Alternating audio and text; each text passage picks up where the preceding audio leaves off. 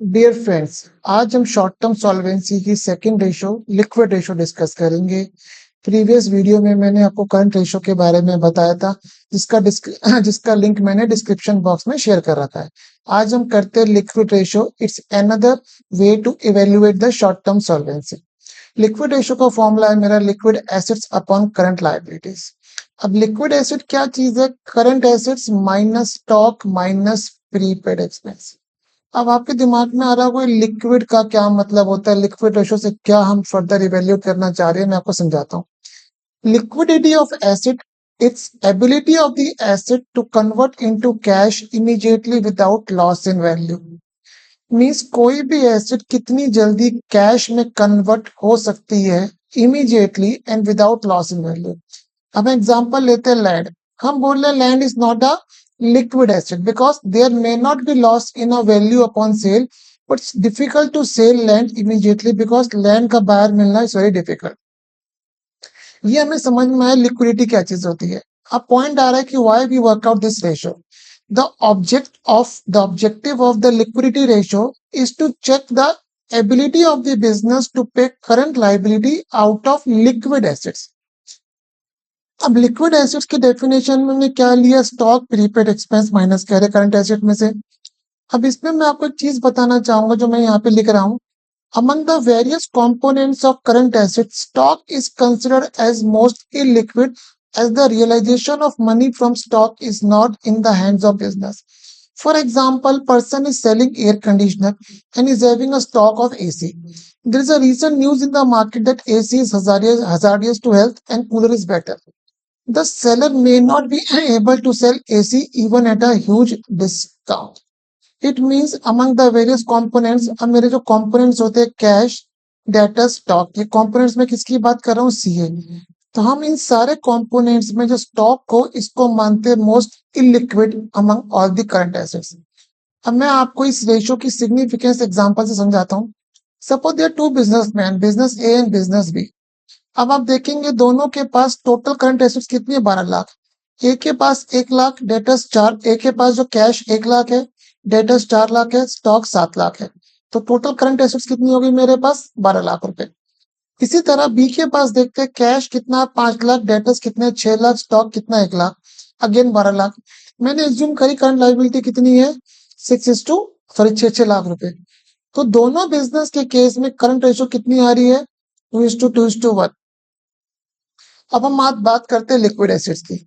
अब liquid acids के लिए हमने क्या करा? करंट एसिड में से स्टॉक माइनस कर दिया और we can say liquid assets comprises of the cash as well as debtors. इस केस में ए के केस में लिक्विड एसिड्स कितने आ रही है? 5 लाख। अब अगर हम यहाँ पे लिक्विड रेशियो निकाले तो will see the liquid ratio in case of A is 0.83:1। ये हमने कैसे निकाली? 5 lakhs अपॉन 12 lakhs, इसको हमने सॉल्व करके ये आ गया। इसका मतलब हम ये कहना चाह रहे हैं कि अगर हमारी करंट लायबिलिटी 1 रुपए है तो लिक्विड एसेट्स इज ओनली 0.83।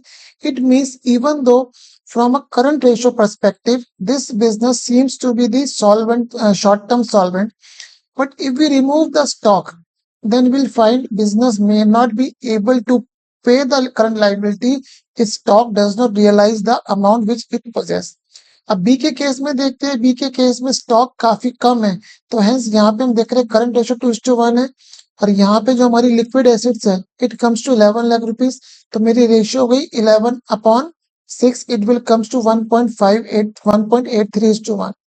तो यहाँ पे देख रहे हैं कि बी के केस में कि जो करंट स्टॉक है उसका कंपोनेंट कम है, इसकी वजह से liquid ratio is more than 1।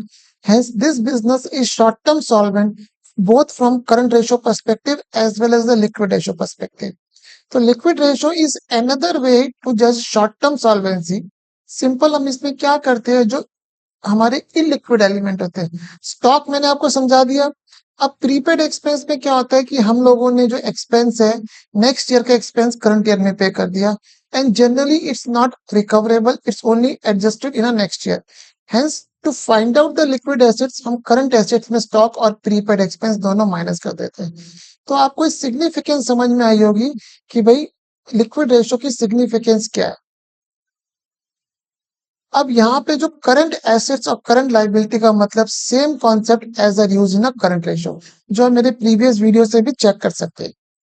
अब यहाँ पे भी जो क्वेश्चन आएंगे वो कैसे आएंगे, based on interplay of current ratio, working capital, liquid ratio.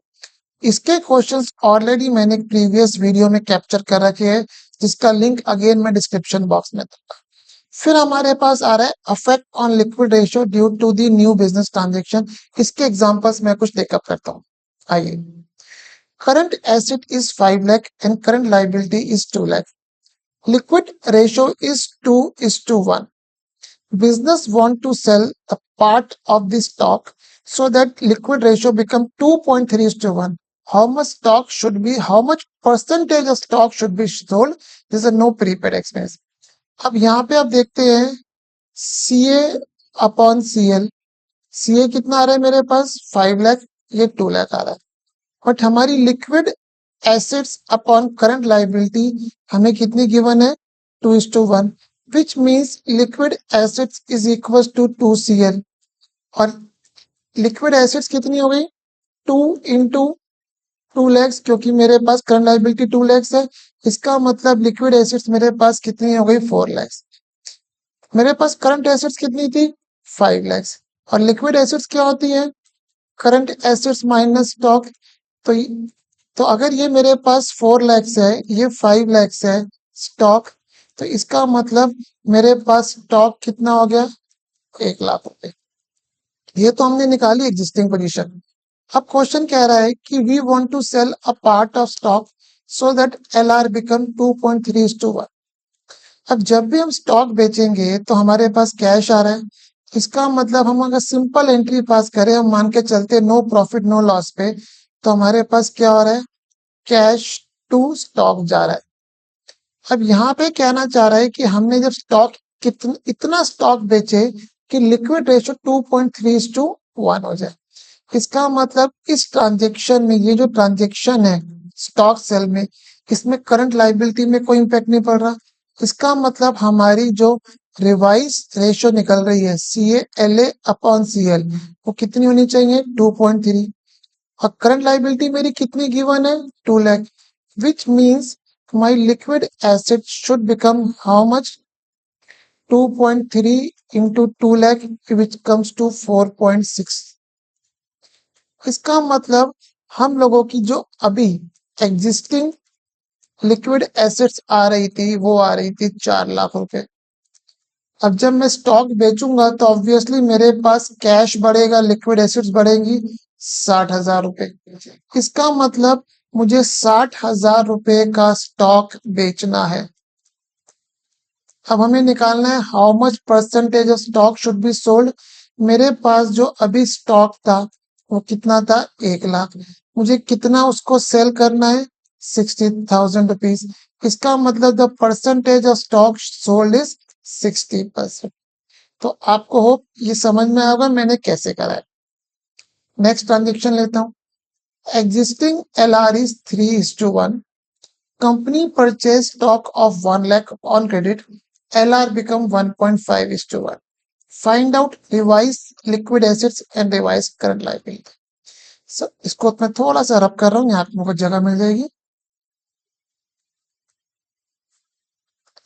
अब अभी मान के चलते हैं कि LA लिखते हैं एग्जिस्टिंग लिक्विड एसेट्स और CL ये हो गया। ये रेशियो कितनी है 3, which implies LA equals to 3CL। अब हमने स्टॉक कितना बाय करा 1 लाख। अब इससे क्या हो रहा है, क्रेडिट पे बाय करा है। इसका मतलब LA में तो कोई चेंज नहीं आएगा बिकॉज LA में स्टॉक इंक्लूड नहीं होता है। बट मेरा जो CL हो गया है वो कितना हो गया, ये हम बात कर रहे हैं रिवाइज की। रिवाइज LA में कोई चेंज नहीं आया, तो रिवाइज CL कितना हो गया मेरे पास CL प्लस 1 लाख रुपीज। अब हमारे पास जो रिवाइज रेशो है वो कितनी है LA upon CL equals to, इसको मैं थोड़ा सा ठीक करता हूँ। यहाँ पे जो रिवाइज लिक्विड रेशो आ रही है वो कितनी आ रही है LA upon CL plus 1 lakh is equals to 1.5, which implies LA equals to 1.5 CL plus 1 lakh। LA की वैल्यू कितनी आ रही थी ओरिजिनली? 3CL। मैंने यहाँ पे 3CL फीड कर दिया तो 1.5 CL प्लस 1 lakh। ये 1.5 कट के नीचे आ गया। इसका मतलब हमारी जो इक्वेशन बन गई 2CL equals to CL plus 1 lakh, which implies मेरे पास CL कितनी हो गई 1 lakh। इसका मतलब मेरे पास ओरिजिनल CL कितना था 1 lakh। मेरे पास ओरिजिनल लिक्विड एसिड्स 3 टाइम्स था 3 लाख रुपए। ये तो हमारे पास ओरिजिनल आ गया। क्वेश्चन कह रहा है revise liquid acid. Revise liquid acid में भी सेम चीज रहेगी क्योंकि स्टॉक उधार पे परचेस करा है। पर रिवाइज जो हमारे पास करंट लाइबिलिटी हो गई वो 1 lakh plus 1 lakh which is equal to 2 lakh. तो होप आपको ये क्लियर हुआ होगा ये क्वेश्चन मैंने कैसे करा है। इसको भी मैं रब करता हूं एक बारी। आए, अब क्वेश्चन कह रहा है in following transactions what will be the impact on LR? Increase, decrease or no impact? The existing LR is 2:1। Purchase of stock in trade on credit. देखिए LR लिक्विड रेशियो का कंपोनेंट फॉर्मूला होता है LA/CL। LA में अगर broadly बात करूं तो क्या आ गया मेरे पास डेटर्स प्लस कैश, जो कि स्टॉक तो आता नहीं है, और CL आ गया। अब purchase of stock in trade on credit, इसका मतलब इस ट्रांजेक्शन में अगर हम एंट्री बनाए तो क्या बन रही है, यहां से यहां नहीं लिखता, आंसर लिखूंगा। अगर हम एक ही एंट्री बनाए तो क्या बन रही है, purchase account debit to creditors, ये एंट्री बन रही है। इसका मतलब मेरा जो CL है वो तो बढ़ रहा है बट मेरे पास लिक्विड एसिड पे नो इम्पैक्ट। मीन्स इस पहली ट्रांजेक्शन ने आपका सिर्फ CL बढ़ाया है और आपका लिक्विड एसिड पे कोई इम्पैक्ट नहीं आया। और अगर रेशो में मेरा डिनोमिनेटर बढ़ेगा और न्यूमरेटर कांस्टेंट रहेगा तो नंबर डिक्रीज होगा। इसका मतलब इस ट्रांजेक्शन से मेरी करंट रेशो क्या होगी, डिक्रीज होगी। नाउ क्वेश्चन कह रहा है sale of goods at a loss. अगर हम इसकी ट्रांजेक्शन बनाए, बी की ट्रांजेक्शन बनाए, कैश अकाउंट डेबिट, तो इसको ऐसे लिखता हूं, cash account debit, loss account debit to stock, क्योंकि हमने स्टॉक लॉस पे बेचा है। फॉर एग्जांपल 10,000 का स्टॉक था, समझाने के लिए बता रहा हूं, हमने 9,000 पे बेचा है 1,000। अब क्वेश्चन कह रहा है इस रेशो, इस ट्रांजेक्शन का इम्पैक्ट आप रेशो पे बताइए। अब इस ट्रांजेक्शन में अगेन देखेंगे मेरी यहां से लिक्विड एसिड्स बढ़ रही है, दिस इज नॉमिनल अकाउंट, ये रेलेवेंट नहीं है। Stock is not part of a liquid assets, ये भी पार्ट नहीं है। इसका मतलब इस ट्रांजेक्शन ने सिर्फ और सिर्फ मेरी लिक्विड एसिड्स को बढ़ाया है, मींस मेरे न्यूमरेटर को बढ़ाया है, and there is a no impact on denominator. और न्यूमरेटर बढ़ेगा, डिनोमिनेटर कांस्टेंट रहेगा, तो आपकी रेशियो बढ़ जाएगी। Expenses book against prepaid expenses, हमने यहाँ ट्रांजेक्शन इस सी के केस में हमने क्या एंट्री पास करी, expense account debit to prepaid expense. Question ये कहना चाह रहा है मेरे से, अब एक्सपेंस तो नॉमिनल अकाउंट है, इस ट्रांजेक्शन से ना तो LA पे ना CL पे फर्क पड़ा। Prepaid expense is also neither part of a current liquid assets, not a part of a current liability, इससे भी इम्पैक्ट नहीं पड़ा। इसका मतलब इस रेशो से, इस ट्रांजेक्शन से रेशो पे कोई इम्पैक्ट नहीं आया। ठीक है, ये मैं रब कर रहा हूँ, थोड़ा सा मुझे जगह चाहिए।